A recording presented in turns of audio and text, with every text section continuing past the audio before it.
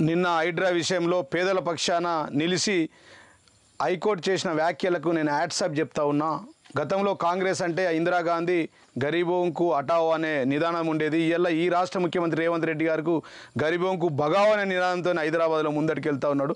కాంగ్రెస్ అంటేనే తెలుసు కాల్చడాలు కూల్చడాలు పేల్చడాలు అని చెప్పి తేలిపోయింది. కాంగ్రెస్ అంటేనే కన్స్ట్రక్షన్ కాదు డిస్ట్రక్షన్ అని తేలిపోయింది. హైడ్రా పేరు మీద ఇలా డైవర్షన్ టాక్టిక్స్ చేస్తూ ఉన్నాడు ఈ రాష్ట్ర ముఖ్యమంత్రి రేవంత్ రెడ్డి గారు అని చెప్పి తెలియజేస్తూ ఉన్నా.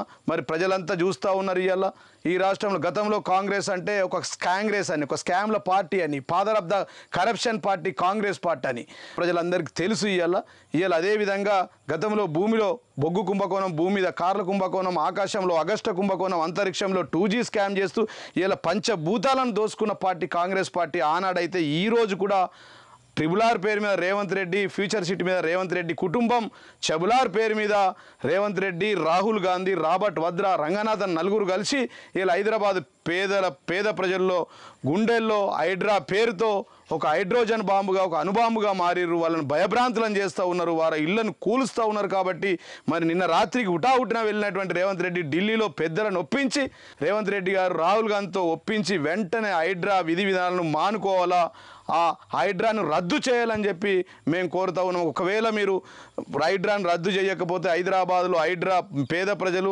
ఆర్మూర్లో రైతులు మిమ్మల్ని తరిమి కొడతారని చెప్పి తెలియజేస్తూ ఉన్నాం. గతంలో రైతులతో పెట్టుకున్న వాళ్ళు, పేదలతో పెట్టుకున్న వాళ్ళు ఎవరు నిలబడలేరు, మీ ప్రభుత్వం కూడా నిలబడదని చెప్పి ఈ సందర్భంగా తెలియజేస్తున్నాం. అతిపెద్ద కుంభకోణం ఈ దేశంలో ఏదైనా ఉందంటే మూసీ రివర్ ఫ్రంట్ 1,50,000 కోట్ల రూపాయలతో అని చెప్పి ఈ సందర్భంగా తెలియజేస్తూ ఉన్నాం. ఇలా నమామి గంగా ప్రాజెక్టే దాదాపుగా 40,000 కోట్ల రూపాయలతో చేస్తే కేవలం 53 కిలోమీటర్లు ఉన్నటువంటి మూసీ రివర్ ఫ్రంట్ ఏదైతే ఉందో దాన్ని 1,50,000 కోట్ల రూపాయలతో చేయడం తగదు.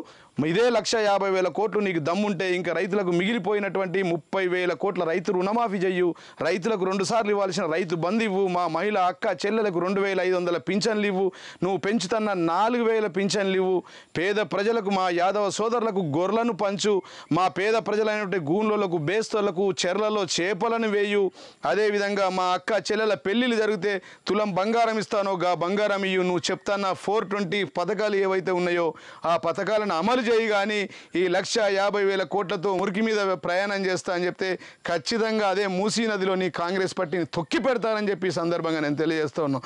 రాత్రే ఢిల్లీకి వెళ్ళిండు.